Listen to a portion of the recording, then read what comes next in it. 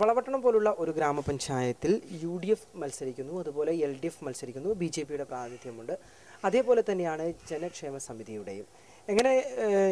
എന്തുകൊണ്ടെന്ന് പറഞ്ഞാൽ UDFിൻ്റെ ഒരു നിലപാട്, UDF ഇത്രയും കാലം ഭരിച്ചിരുന്ന ഒരു ഗ്രാമപഞ്ചായത്ത്.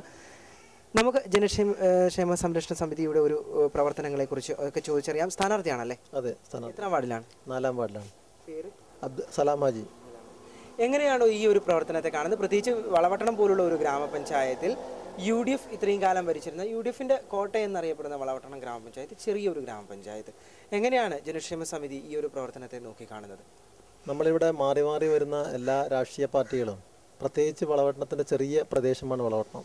വ്യവസായ കേന്ദ്രമാണ്, ജനങ്ങളുമായിട്ട് വളരെയധികം അടുത്തിടപഴകാൻ പറ്റുന്നൊരു സ്ഥലമാണ്. പക്ഷെ അവിടെ എന്ന് പറഞ്ഞാൽ ഇവിടെ ഓരോ പാർട്ടികളും അവരുടെ കക്ഷി രാഷ്ട്രീയത്തിനതീതമായിട്ട് എന്ന് പറഞ്ഞാൽ അവർക്ക് അനുകൂലമായ രീതിയിൽ പ്രവർത്തിച്ചു വരികയും അതുപോലെ തന്നെ ജനങ്ങളുടെ നേരിട്ടുള്ള പ്രശ്നങ്ങൾക്കൊന്നും തന്നെ മുഖം തിരിക്കാതെ ഒരു വാശിയോടുകൂടി മത്സരിക്കുന്ന ഒരു അവസ്ഥയാണ് കാണുന്നത്. മാത്രമല്ല ഇവിടെയുള്ള ഈ സ്ഥാനാർത്ഥി നിർണയം പോലും അവരുടെ വാശിയേറിയ ഒരു സ്ഥാനത്തിന് വേണ്ടിയുള്ള ഒരു മത്സരം മാത്രമായിട്ട് കാണാൻ പറ്റുന്നുണ്ട്.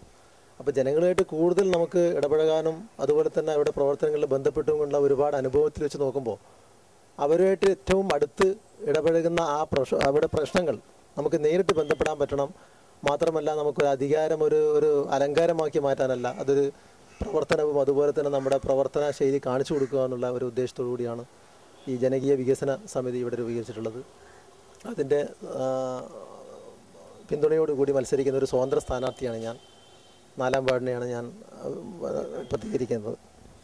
എങ്ങനെയാണ് ഒരു വനിതാ സ്ഥാനാർത്ഥി എന്ന നിലയിൽ ഏത് വാർഡിലാണ് മത്സരിക്കുന്നത്? 10-ാം വാർഡ്. പേരെന്താ? സക്കീന ടി. എങ്ങനെയാണ് ഒരു വളപട്ടണം പോലുള്ള ഒരു പ്രദേശം, മുസ്ലിം മെജോറിറ്റി ഉള്ള ഒരു പ്രദേശത്ത് പ്രത്യേകിച്ച് വികസന പ്രവർത്തനങ്ങളെക്കുറിച്ച് പിന്നെ ഒരുപാട് ജനക്ഷേമപരമായ പ്രവർത്തനങ്ങളുണ്ട് ജനങ്ങൾക്കിടയിൽ എത്തേണ്ടുന്ന. അത്തരത്തിലുള്ള പ്രവർത്തനങ്ങൾ കഴിഞ്ഞ ഭരണസമിതിയുടെ കാര്യങ്ങളിൽ വാർഡ് മെമ്പർമാർ കാര്യമായിട്ട് ചെയ്തിട്ടുണ്ടോ? എന്തുകൊണ്ടാണ് ഒരു തെരഞ്ഞെടുപ്പിനെ അഭിമുഖീകരിക്കാൻ തോന്നിയത്? തെരഞ്ഞെടുപ്പിൽ കാര്യമായി വളപട്ടണം പഞ്ചായത്തിൽ ഇതുവരെ ഭരിച്ചതിൽ ഒരു മാറ്റം വന്നിട്ടില്ല. അപ്പം ജനങ്ങൾക്കൊരു മാറ്റം ഉണ്ടാകണമെന്ന് ജനങ്ങൾ ആഗ്രഹിക്കുന്നുണ്ട്. അതുകൊണ്ടാണ് നമ്മൾ ഈ ജനകീയ വികസന സമിതി ഇതിൽ ഈ തെരഞ്ഞെടുപ്പിൽ മത്സരിക്കാൻ തീരുമാനിച്ചിട്ടുള്ളത്. എങ്ങനെയാണ് പ്രചരണം നടത്തുമ്പോൾ വീടുകളിൽ നിന്നുള്ള അഭിപ്രായം? നല്ല പ്രതികരണമാണ്, ജനങ്ങൾ നല്ല പങ്കാളിത്തമുണ്ട്. എങ്ങനെയാണ് കഴിഞ്ഞ വികസന പ്രവർത്തനങ്ങളെക്കുറിച്ചൊക്കെ അവർ പറയുന്നുണ്ടോ? എങ്ങനെയാണ് പരാതികളൊക്കെ പറയുന്നത്? പരാതികൾ പിന്നെ കുറേ ഉണ്ട്. അവർക്കിതിലൊരു മാറ്റം വേണമെന്ന് ജനങ്ങൾ ആഗ്രഹിക്കുന്നു. മാറ്റം ആഗ്രഹിച്ചുകൊണ്ടുള്ള ഒരു പ്രവർത്തനം, അല്ലെങ്കിൽ മാറ്റം ആഗ്രഹിക്കുന്നു, ജനങ്ങളുടെ മനസ്സറിഞ്ഞുകൊണ്ടുള്ള പ്രവർത്തനം തന്നെയാണ് നടത്തുന്നത്. നമുക്ക് അടുത്ത സ്ഥാനാർത്ഥിയിലേക്ക് കടക്കാം. ഏത് വാർഡിനാണ്? 11-ാം വാർഡിൽ. നേരത്തെ തന്നെ ജനങ്ങളുമായി ഇടപഴകി കഴിഞ്ഞ ഒരു പ്രവർത്തക എന്ന നിലയിൽ തീർച്ചയായിട്ടും ജനങ്ങളിലേക്ക് കൂടുതൽ അടുക്കാൻ ഈ ഒരു മത്സരത്തിൽ കൂടി വിജയിക്കുകയാണെങ്കിൽ തീർച്ചയായിട്ടും സാധിക്കുമെന്നൊരു തോന്നലാണ്. അതോടൊപ്പം തന്നെ നമ്മുടെ രാഷ്ട്രപിതാവ് സങ്കല്പം ചെയ്ത നോക്കിക്കണ്ട ആ ഒരു ഗ്രാമസ്വരാജ് പഞ്ചായത്ത് രാജ് ബില്ല് ആക്ട് പാസ്സായതോടുകൂടി നമ്മൾ പ്രതീക്ഷിച്ചിരുന്നു. പക്ഷേ ഇന്ന് വളരെ നിർഭാഗ്യകരമെന്ന് പറയട്ടെ, സ്വജനപക്ഷപാതവും അഴിമതിയും കൊണ്ട് വളരെ മലീമസമായ ഈ ഒരു അവസ്ഥയിൽ പ്രത്യേകിച്ച് ഓരോ വാർഡിൻ്റെയും പുരോഗമനവും വികസനവും പഞ്ചായത്ത് രാജ് അതാത് പഞ്ചായത്തുകളിൽ കൂടി നടപ്പിലാക്കാൻ സാധിക്കും.